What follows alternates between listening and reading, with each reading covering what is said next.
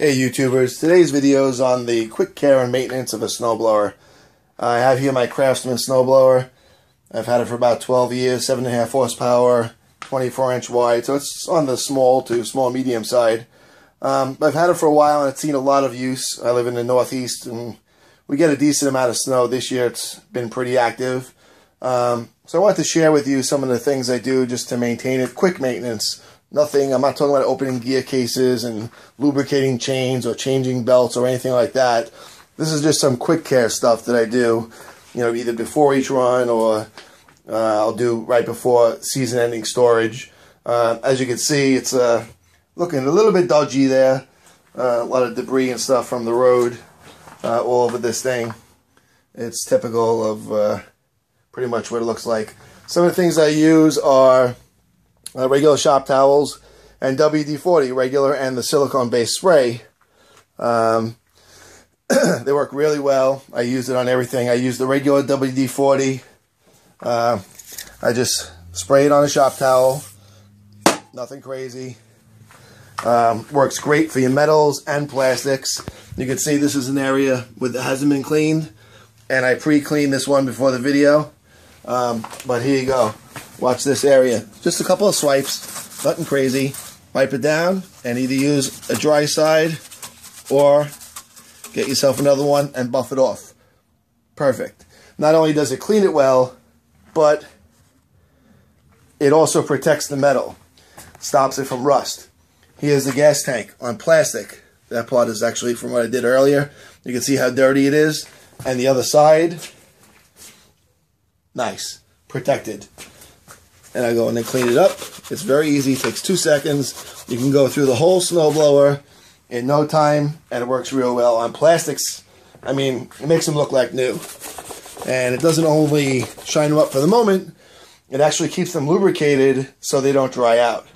And that weakens them. So it can actually add a lot of life to the plastics and metal on your snowblower. Works really, really well. I highly recommend it.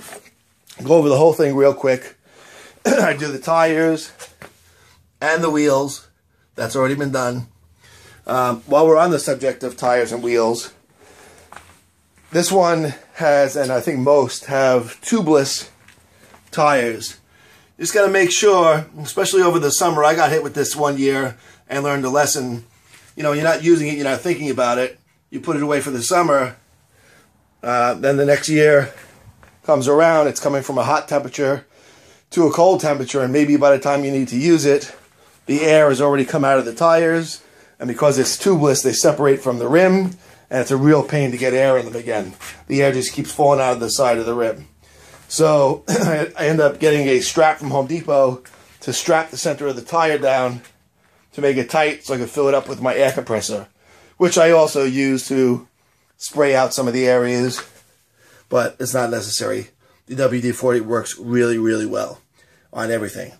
The silicone WD-40 I use, especially for areas like where the bearings are,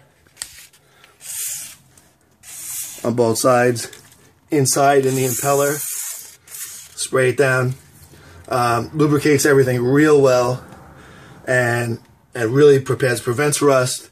Very nice. I sprayed in the hopper too. And this is already done, but I'll show you. Just spray it in the chute rather. And coat it right before I go out. So this is something I'll do not only during quick care, but when I'm actually going to use it, I'll go out and I'll spray it down first. Start her up. I let it warm up, usually about a minute or two. This way all the internals get nice and warm. And then I'll go out and start running it through the snow. I find that because it's coated with the silicone, both the chute and the hopper, the snow doesn't stick. Sometimes you get slushy ice and snow mix, and it could bog down inside here, and then you have to shut it off and get in there with the chicken stick and go ahead and clean it out, which, by the way, always shut it off. Don't play games with that. Shut it off, clean it out. I find I rarely, if ever, have to do that because of the spray. Stuff that it doesn't stick. So I try that, and you'll find it really works well. I do that inside the where the arbor is, in the hopper and the chute. So you might want to try that. But, I mean, that's about that. The other tip I have for you guys is when you're leveling it, to set the height, I use these finish nails and I drop them underneath the blade in the back and let it rest on the nails. They're about 1/8 of an inch off the ground. So this way I can set it to a very low ride height. And I find that that's perfect amount for leaving snow behind. It almost gets down to the very ground without killing the blade on the snowblower.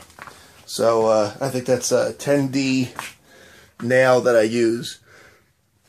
But anyway, for the end of the season, just cover it. If you're storing it outside especially, keep it off the ground, keep a plastic cover on it, and it should last you a good long time. I mean, this is 12 years old. When I'm done cleaning it up, you'd never know it. And it's never let me down. It's performed real well. So, all right, I just wanted to share those tips. If you guys have any questions, comments, or any other tips that you might want to share with me, please leave a comment below. And don't forget to like and subscribe. Thanks, bye.